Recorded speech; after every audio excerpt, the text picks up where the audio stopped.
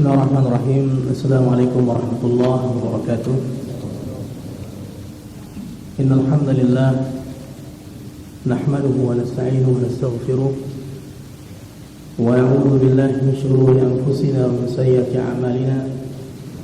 May yahdihillahu fala mudilla lahu wa may yudlil fala hadiya lahu.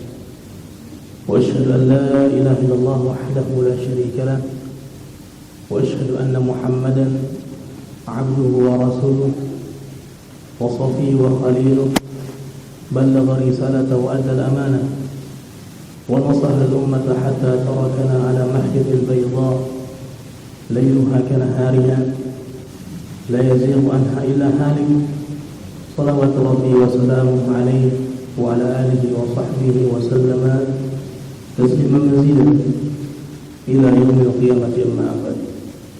Para jemaah kaum muslimin dan muslimat yang selalu mendapatkan limpahan karunia di sisi Allah Subhanahu wa taala, kita memuji Allah atas segala nikmat, terutama nikmat iman dan Islam, dan atas izin Allah pula kita melaksanakan beberapa kewajiban yang Allah wajibkan kepada kita, yaitu salat berjamaah di tempat yang mulia ini, kemudian melaksanakan ibadah puasa, dan tentunya yang tidak kalah penting para jemaah, semoga kita termasuk dari sabda Rasulullah SAW, man salaka tariqan yaltamisu fihi ilman sahalallahu lahu bihi tariqan ilal jannah, yang artinya siapa saja yang menempuh satu jalan yaltamisu fihi ilman, belajar ilmu atau sekedar duduk di majelis ilmu mendengarkan qala Allah qala Rasul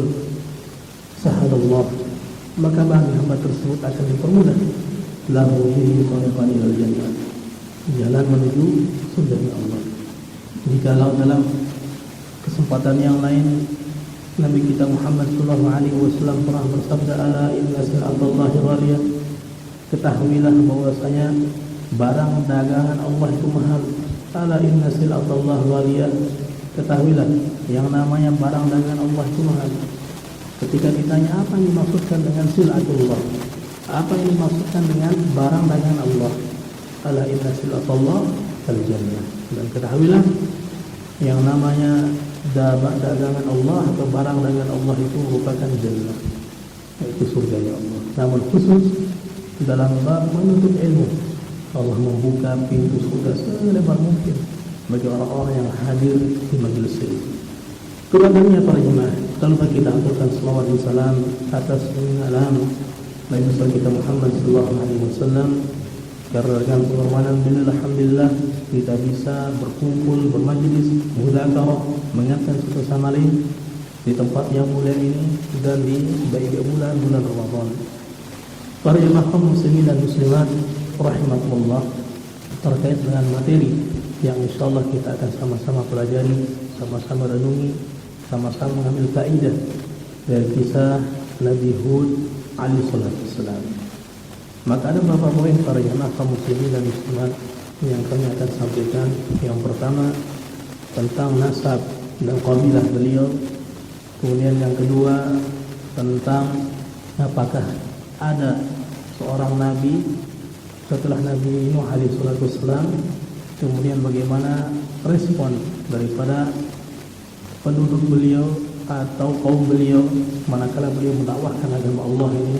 Dan yang terakhir adalah kisah atau ibrah yang kita bisa ambil pada kesempatan yang berbahagia ini.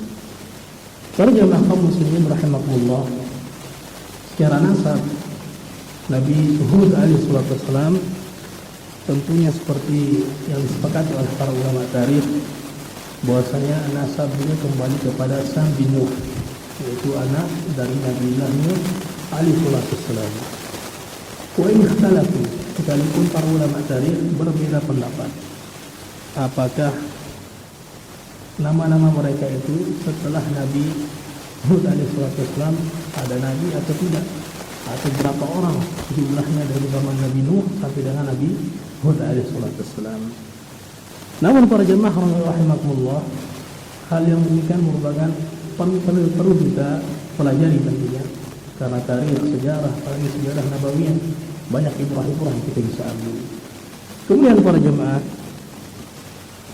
Hud atau kata Hud, Nabi Hud alaihi wasallam disebutkan beberapa kali dalam Al-Quran, yaitu tepatnya 7 kali dalam satu buku Al-Quran ini para jemaah. Kemudian ada pun kabilah beliau para jemaah, wahia Ad, yaitu kaum Ad.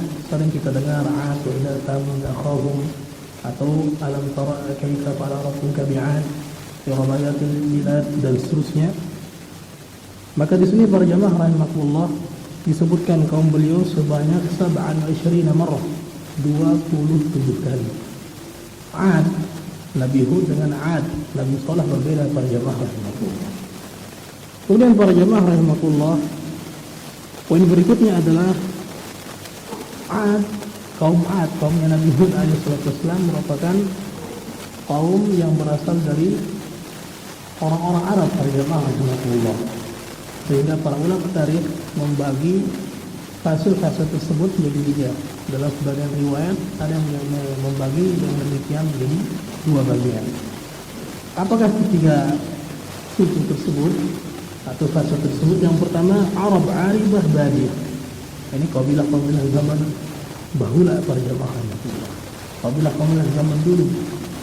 Kemudian yang kedua Arab Aribah Baqiyah, yaitu sisa daripada zaman yang terdahulu. Kemudian yang terakhir adalah wa Arab Musta'arabah, yaitu orang berasal dari negeri Ajam, orang Ajam dan Arab, kemudian menikah dengan orang Arab, kemudian dia belajar bahasa Arab, kemudian keturunannya ini adalah disebut Musta'arabah.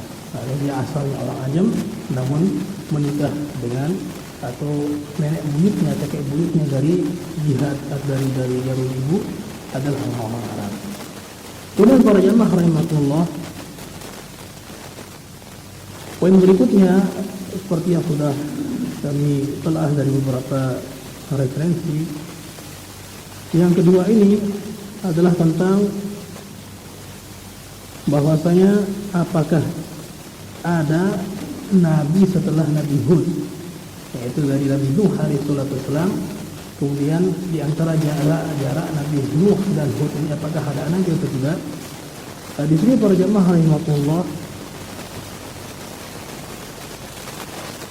terdapat suatu riwayat, yaitu apakah ada atau tidak. Yang jelas para jemaah rahimakumullah, Allah Subhanahu wa taala mengatakan wazkuru idh ja'alakum khulafa'a min ba'di qaumi Nuh. Dan ingatlah ketika Allah Subhanahu wa taala menjadikan kalian khulafa, yaitu para pemimpin, khalifah min ba'di qaumi Nuh, setelah kaumnya Nabi Nuh alaihi wasallam. Terdapat para jemaah rahimakumullah, qaumul Hud alaihi wasallam yukiru ba'da Nuh bashar. Dalam ayat ini Allah Subhanahu wa taala menyebutkan masanya Nabi Hud alaihi wasallam langsung setelah masanya Nabi Nuh. Artinya apa? Tidak ada nabi setelah Nabi Nuh sampai dengan masa Nabi Hud alaihi wasallam. Kemudian poin berikutnya para jemaah, keturunan Nabi Nuh, yaitu sampai dengan keturunan Hud alaihi wasallam, sampai dengan Nabi Hud alaihi wasallam adalah awwalu man abadal asnam. Mereka lah orang yang pertama kali yang menyembah berhala dari keturunan Nabi Nuh alaihi wasallam. Setelah Allah Subhanahu wa taala selamatkan dari bencana alam yang luar biasa, keturunan beliau naik, kemudian hewan pun naik, kemudian setelah aman terkendali, kemudian terlahirlah keturunan Nabi Nuh alaihi wasallam. Dan yang pertama kali menyekutukan Allah, menyembah berhala dari keturunan Nabi Nuh alaihi wasallam adalah kaumnya Nabi Hud alaihi wasallam. Kemudian para jemaah rahimakumullah, poin berikutnya yaitu manakala Allah tabaraka wa taala mengutus Nabi Hud kepada kaumnya, bagaimana respon daripada kaumnya sendiri kepada para jemaah? Apakah mereka menerima secara langsung atau menolak mentah-mentah dan seterusnya? Maka di sini para jemaah rahimakumullah ada beberapa masalah beberapa cobaan yang dialami oleh Nabi Hud alaihissalam. Seperti pada umumnya, penduduk kami lalu berdakwah nanti para jemaah, ada yang menuduh kita tukang sihir, tukang adu domba, kemudian pemecah belah umat, ada yang menuduh kita gila, majnun, dan seterusnya. Pun demikian, manakala Nabi Hud alaihissalam berdakwah di jalan Allah, berdakwah mendakwahkan kaumnya, dan kaumnya mengatakan annahum ittamuhu bisihir. Mereka menganggap bahwasanya Nabi Hud alaihissalam sahih, itu orang tidak punya akal. Artinya kalau bahasa ceritanya lain-lain doang, perintahnya bahkan kena sama Tuhan, kemudian perintah anggap Tuhan, seperti itu para jemaah. Allah Subhanahu wa taala mengatakan, mengisahkan apa ucapan-ucapan yang dilontarkan kaumnya kepada Nabi Hud alaihissalam. Inna lanaraka fi safahat. Mereka mengatakan, semuanya kami melihat engkau wahai Hud orang-orang yang tidak punya akal. Kemudian beliau juga dituduh ittamuhu bil kadhib. Mereka menuduh beliau sebagai orang yang berdusta para jemaah rahmatullah. Mereka mengatakan wa inna lanadhunnuka minal kadhibin. Kami menyangka engkau ini dusta, hanya omongan belaka, tidak ada kebenarannya dari apa yang kau bawa. Kemudian yang ketiga para jemaah, ittamuhu bil jirun salawatullahi wa salamuhu alaihi. Mereka menyangka bahwasanya Nabi Hud adalah orang-orang yang junun, dengan gila,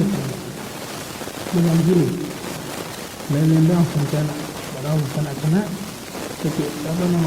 banyak Tuhan, maulah kemudian keamin dan seterusnya.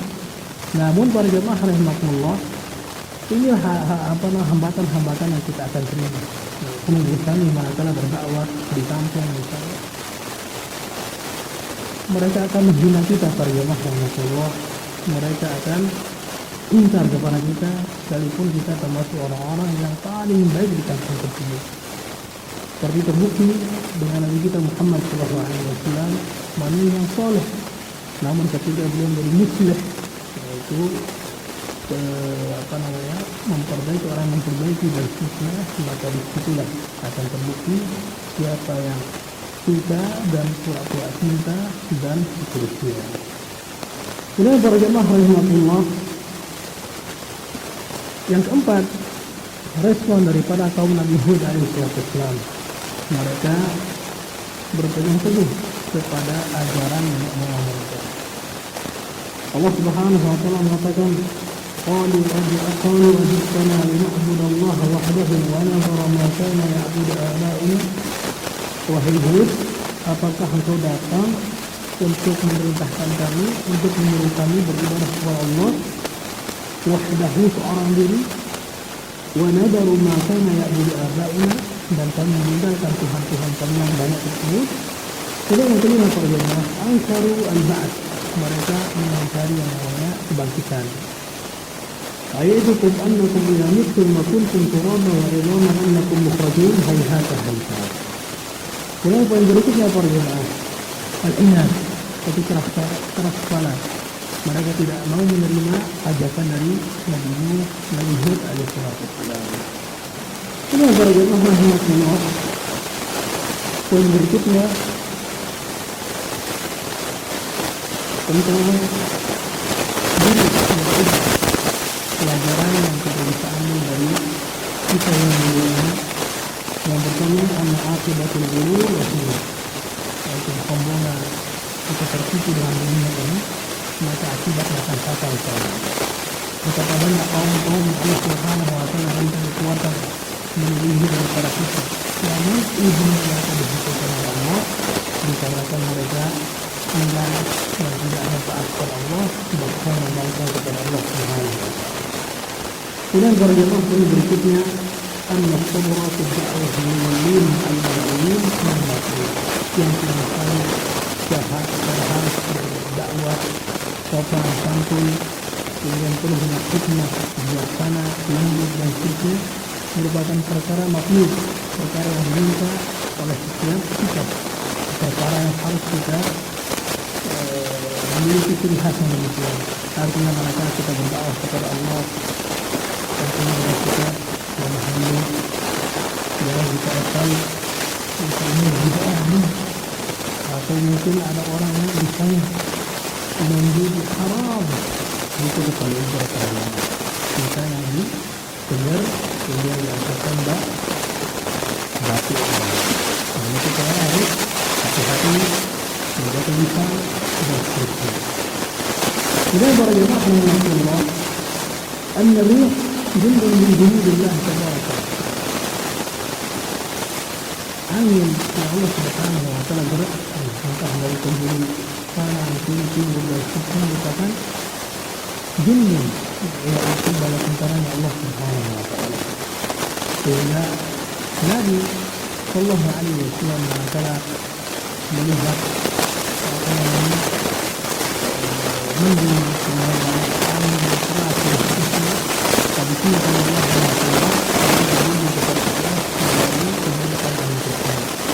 dan beliau minta kepada Allah Subhanahu wa taala kebaikan dari angin tersebut. Ini yang keempat dari alhamdulillah tawakal ala Allah taala.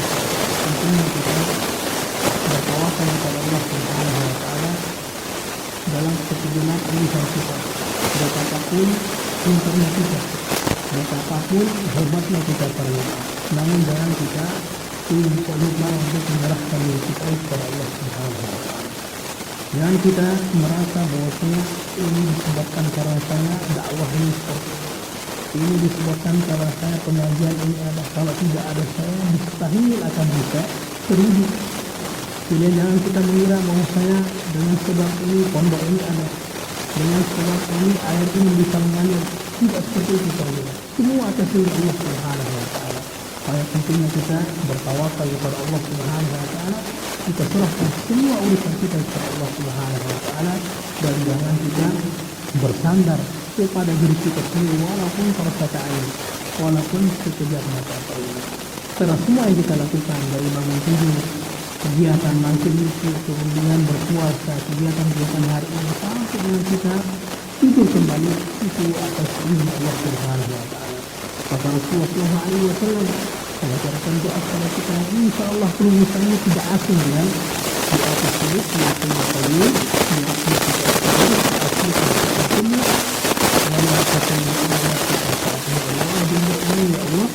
jangan sampai berserah diri mendengarkan diri kepada diri sendiri melalui kata-kata walaupun sebenarnya ini merupakan nikmat dari Allah Subhanahu. Kemudian para jemaah rahimahullah, yang berikutnya adalah ittikhadul mabani wa tasmah li khayrat dan kita membangun rumah istana tujuan untuk sombong merupakan amrun mazmum, merupakan perkara yang tercela. Kalau yang kami niat bangun rumah, bangun tempat-tempat tertentu tujuan untuk sombong diri, merasa diri lebih baik dibandingkan dengan orang-orang lain, maka tentunya itu perkara mazmum, perkara yang tercela. Namun sebaliknya jika kita niatkan membangun suatu tempat yang megah, niatnya karena Allah untuk kemaslahatan kaum muslimin dan muslimat dan manfaatnya banyak oleh orang-orang untuk orang-orang di luar sana, maka tentunya ini merupakan amrun mamduh, perkara yang terpuji di sisi Allah Subhanahu wa taala. Kemudian para jemaah rahimakumullah, faedah yang terakhir dari apa yang akan kita sampaikan pada kesempatan ini adalah faedah Qur'aniyah mubarakah, yaitu faedah dari Al-Quran yang diberkahi. Apa yang kita bisa ambil para jemaah? Allah Subhanahu wa taala mengatakan, wa tilka 'adun, yang demikian mereka itu kaum 'ad, jahadu bi ayati rabbihim, mereka ingkar, mereka tidak mau menerima tanda-tanda kuasa Allah Subhanahu wa taala. Wa hadhihi al-ayah lam tuzkar lana, ayat yang mulia ini para jemaah tidak secara menyeluruh terperinci menjelaskan tentang bagaimana kisahnya Nabi Hud alaihi salatu wasalam, dari tahun berapa, hari apa, sampai tahun berapa dan seterusnya. Kenapa para jamaah rahimakumullah? Lianna al-Quran laisa kitabun tarikh. Karena Al-Quran merupakan bukan kitab sejarah. Yang apabila kita belajar kitab-kitab sejarah para ulama, di situ ada tahunnya, kapan lahir, kapan ini, di mana saja dan seterusnya. Namun Al-Quran tidak seperti itu. Ini menunjukkan bahwasanya Al-Quran laisa kitab tarikh, bukan kitab sejarah. Hatta yadhkura lana kulla syai'in bitafsil, sampai menyebutkan kita ini secara terperinci. Walakinnahu, akan tetapi yang namanya Al-Quran ini para jamaah, kitabul hidayah, kitab yang memberikan petunjuk kepada kita semua. Wa kitabud da'wah, dan tentunya kitab yang kita gunakan untuk berdakwah di jalan Allah Subhanahu wa taala. Wa huwa manhaj yadhkurullahu lana ma nantafi bihi fi hayatina dunya wa fi ukhrana inda Allah tabaraka wa taala. Kitab yang menjadikan untuk kita atau yang mendatangkan untuk kita manfaat di dunia, terlebih lagi manfaat di akhirat. Ala kulli hal para jamaah rahimakumullah, kisah yang kami sampaikan pada kesempatan ini intinya adalah kita terus istiqamah berjalan di atas agama Allah, kemudian kita terus semangat untuk berdakwah di jalan Allah, sekalipun kita memiliki satu dua ilmu para jamaah. Jangan mengira atau jangan kita merasa tidak pantas untuk berdakwah di jalan Allah Subhanahu wa taala. Tidak harus di tempat seperti ini, tidak harus di atas mimbar, tidak harus di tempat yang luar biasa. Namun kita bisa berdakwah dengan hal sambil duduk-duduk, sambil seruput kopi dan seterusnya, itu bagian daripada dakwah para jamaah. Apa yang kita bisa berikan kepada orang lain dari manfaat, ilmu pengetahuan, kemudian sopan santun, akhlakul karimah, ini merupakan bagian dari dakwah. Dan betapa banyak orang di luar sana lebih lebih mereka menerima dakwah bil hal ini para jamaah. Dakwah dengan perilaku dibandingkan dengan ribuan ucapan yang kita keluarkan, baik di atas mimbar, bertakwa kepada Allah, takut kepada Allah, itu lebih mengena dibandingkan dengan kita berucap ini para jamaah. Banyak orang yang terpengaruh dengan akhlak yang baik, misalnya dengan sekedar yang tunggu-sami menyapa mereka, tanjak kuki para jamaah, sila dinyampah, sila berkelor, ini merupakan bagian dari akhlak. Tidak harus kita hafal Al-Quran, ini dalilnya dan seterusnya. Intinya kita berdakwah sesuai dengan kapasitas kita, dan kita tidak melampaui batas kita para jamaah. Hanya batasan kita. Kalau kita hanya mengetahui sekedarnya saja. Jangan kita ingin seakan-akan bisa pintar menilai seorang. Bahkan bukan seharusnya kita untuk menilai orang. Biarkan ulama-ulama yang atau asatidah kita yang menilai orang-orang di luar sana. Kita cukup diam dan memperbaiki diri kita dan minta ampun kepada Allah Subhanahu wa taala. Jangan kita disibukkan dengan hal-hal yang menyebar di luar sana, fulan begini dan seterusnya. Kita ingat sabda Rasulullah sallallahu alaihi wasallam, "Man kana yu'minu billahi wal yawmil akhir falyaqul khairan aw liyasmut." Barang siapa yang beriman kepada Allah dan hari akhir, maka hendaklah dia berkata dengan ucapan yang baik, atau kalau dia tidak mampu berucap dengan ucapan yang baik, maka hendaklah dia diam. Dan dalam sabda Rasulullah sallallahu alaihi wasallam yang lain, ini perlu kami kasih tahu para jamaah, min husni islamil mar'i tarkuhu ma la ya'ni. Di antara tanda-tanda kebaikan atau baiknya agama seorang, dia meninggalkan hal-hal yang tidak bermanfaat. Demikian para jamaah, ini sebagai nasihat pribadi untuk kami dan untuk semua. Fadzakir fa inna dzikra tanfa'ul mu'minin. Kita saling mengingatkan satu sama lain, karena sungguhnya memberikan peringatan, mengingatkan saudara kita, perempuan, laki-laki, tua, muda, dan seterusnya, tanfa'ul mu'minin, sangat-sangat bermanfaat untuk orang-orang yang beriman. Nah, wallahu ta'ala a'lam wa a'lam bissawab. Subhanakallahumma hamdika asyhadu an la ilaha illa anta astaghfiruka wa atubu ilaik. Wa akhiru da'wana alhamdulillah rabbil alamin. Assalamualaikum warahmatullahi wabarakatuh.